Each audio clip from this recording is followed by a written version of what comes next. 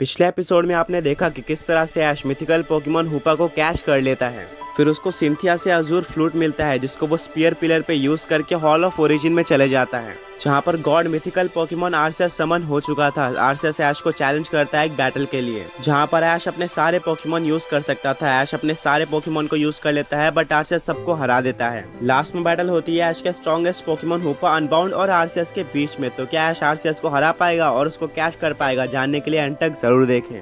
अब हूपा अनबाउंड और भी लेजेंडरी और मिथिकल पोकेमॉन्स को समन कर देता है, जैसे कि Mewtwo, Rayquaza, mu, हो-ओ, Lugia, रेजिगिगस, रशिराम, Zekrom और क्यूरेम, और ये सब आर्सियस से फाइट करने लगते हैं। आर्सियस इनसे काफी देर तक फाइट करता है पर लास्ट में म्यूटू एक जायंट शैडो बॉल का यूज करता है। वहीं पर रेक्वाजा ड्रैगन असेंट का यूज करता है। दोनों ही अटैक एक साथ आर्सियस पे लगते हैं और आर्सियस हार जाता है। अब ऐश काफी ज्यादा खुश हो जाता है और आर्सियस के ऊपर पोकेबॉल फेंक देता है, जिससे आर्सियस को ऐश कैच कर लेता है। अब पोकेमॉन मास्टर चैंपियनशिप के टास्क में ऐश के पास 2 मिथिकल पोकेमॉन्स हो चुके थे। अब बस उसको 2 चैंपियंस लैंस और कैंटो चैंपियन को हराना था और लेजेंडरी पोकेमॉन म्यूटू को कैच करना था। इसीलिए ऐश अब अपने चार्जार्ड पे बैठकर जोटो रीजन चले जाता है और चैलेंज करता है जोटो चैंपियन लैंस को। लैंस बोलता है कि ये 6on6 बैटल होगी जहाँ पर सिर्फ तुम एक फेनोमेना का यूज कर सकते हो। ऐश एग्री कर लेता है और लैंस अपने सबसे पहले पोकेमॉन की तरह एरोडैक्टाइल को भेजता है। वहीं पर ऐश अपने हेराक्रोस को भेजता है। इस बार ऐश अपनी फुल स्ट्रेंथ टीम नहीं लेकर आया था क्योंकि उसको पता था कि वो लैंस को काफी इजीली हरा सकता है। हेराक्रोस स्टार्ट करता है फ्यूरी अटैक के साथ, जिसको एरोडैक्टाइल डॉज कर लेता है। फिर लैंस एरोडैक्टाइल को एंशिएंट पावर अटैक को यूज करने बोलता है, जो कि हेराक्रोस पे लग जाता है और हेराक्रोस काफी ज्यादा वीक हो जाता है। लैंस बोलता है कि अब हेराक्रोस को कमबैक करने का मौका मत दो और यूज करो विंग अटैक का, जो कि हेराक्रोस पे सुपर इफेक्टिव होता है और इससे काफी ज्यादा डैमेज पड़ता है हेराक्रोस को। फिर एक और विंग अटैक का यूज करके एरोडैक्टाइल हेराक्रोस को डिफीट कर देता है।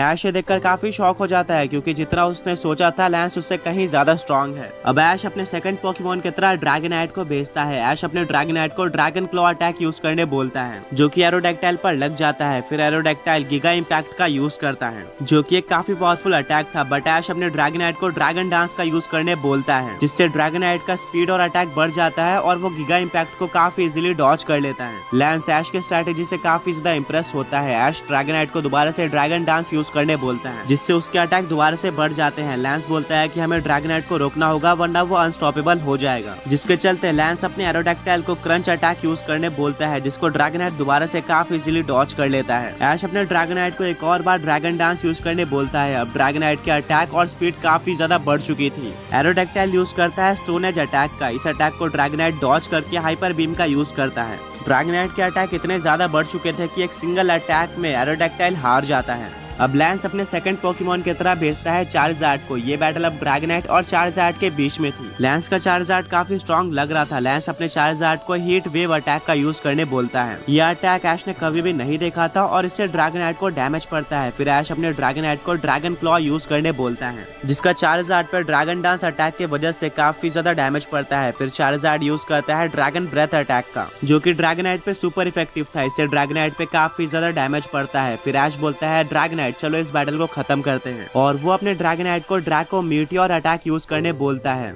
ये ड्रैगनाइट का स्ट्रॉन्गेस्ट अटैक था। लैंस अपने चार्जार्ड को सारे ड्रैको मीटियोर डॉज करने बोलता है। वो कुछ ड्रैको मीटियोर को डॉज कर लेता है बट आगे जाके उसके ऊपर काफी सारे ड्रैको मीटियोर लग जाते हैं, जिससे काफी ज्यादा डैमेज पड़ता है और लैंस का चार्जार्ड हार जाता है। लैंस बोलता है कि ड्रैगन डांस अटैक की वजह से तुम्हारा ड्रैगनाइट काफी स्ट्रॉन्ग हो चुका है बट अब ये ज्यादा देर नहीं टिकने वाला, और भेजता है अपने सूडो लेजेंडरी पोकेमॉन सेलेमेंस को। ये देखने में काफी स्ट्रॉन्ग लग रहा था। लैंस ने इसको रिसेंटली कैच किया था। सेलेमेंस यूज करता है फ्लेम थ्रोअर का, जिसको ड्रैगनाइट डॉज कर लेता है। फिर ड्रैगनाइट ड्रैगन क्लॉ का यूज करता है, जो कि सेलेमेंस पर सुपर इफेक्टिव होता है और सेलेमेंस को काफी ज्यादा डैमेज पड़ता है। सेलेमेंस भी ड्रैगन टेल का यूज करके ड्रैगनाइट को काफी ज्यादा डैमेज देता है। फिर ऐश बोलता है ड्रैगनाइट एक और बार ड्रैगन डांस का यूज करूं, बट इससे पहले कि ड्रैगनाइट ड्रैगन डांस का यूज करता, सेलेमेंस डुअल विंग बीट का यूज करके ड्रैगनाइट को नीचे गिरा देता है। फिर वो ड्रैगन क्लॉ अटैक का यूज करता है, जिसको दोबारा से ड्रैगनाइट डॉज कर लेता है। ये बैटल काफी देर तक चलती है। सेलेमेंस अपने काफी स्ट्रॉन्ग अटैक्स का यूज करता है, पर ड्रैगनाइट की स्पीड इतनी ज्यादा थी कि वो ऑलमोस्ट हर एक अटैक डॉज कर ले रहा था। फिर ऐश का ड्रैगनाइट हाइपर बीम अटैक का यूज करता है। सेलेमेंस पे ये अटैक लग जाता है। फिर सेलेमेंस यूज करता है हेडबट अटैक का। ऐश बोलता है कि ड्रैगनाइट वहीं पर खड़े रहो, और जब सेलेमेंस पास आता है तो ऐश अपने ड्रैगनाइट को ड्रैगन क्लॉ यूज करने बोलता है,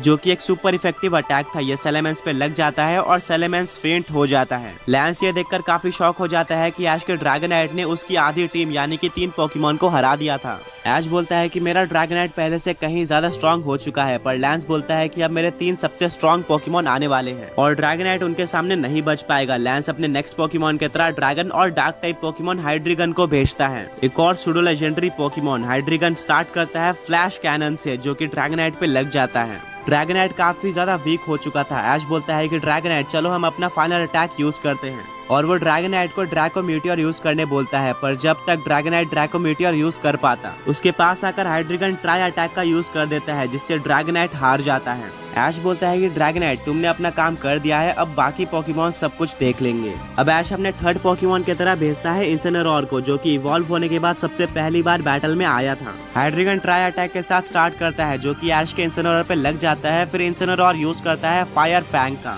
इससे हाइड्रीगन को डैमेज तो पड़ता है, पर साथ में वो बर्न भी हो जाता है, यानी कि उसको हर टर्न में डैमेज पड़ेगा। फिर हाइड्रीगन डार्क पल्स का यूज करता है, जिसको इंसिनेरोर डॉज कर लेता है। फिर इंसिनेरोर यूज करता है स्लैश अटैक का, जिसका हाइड्रीगन पे ज्यादा डैमेज नहीं पड़ता। हाइड्रीगन यूज करता है ड्रैको मीटियोर अटैक का। ऐश बोलता है कि ड्रैको मीटियोर को डॉज करो, बट सारे मीटियोर इंसिनेरोर पर लग जाते हैं और इंसिनेरोर काफी ज्यादा वीक हो जाता है। फिर लैंस अपने हाइड्रीगन को स्क्रैच अटैक यूज करके इस मैच को खत्म करने बोलता है, पर जैसे ही हाइड्रीगन पास आता है वैसे ही ऐश अपने इंसिनेरोर को रिवेंज अटैक यूज करने बोल देता है और इस एक ही अटैक से हाइड्रीगन हार जाता है। लैंस ये देखकर शॉक हो जाता है, क्योंकि हाइड्रीगन फुल एचपी पे था। बट ऐश बताता है कि ये मेरे इंसिनेरोर का सीक्रेट अटैक है, ये तब और ज्यादा पावरफुल हो जाता है जब पोकेमॉन इंजर्ड हो। लैंस ऐश के स्ट्रेटेजी से काफी ज्यादा इंप्रेस होता है, बट अब वो भेजता है अपने ड्रैगनाइट को।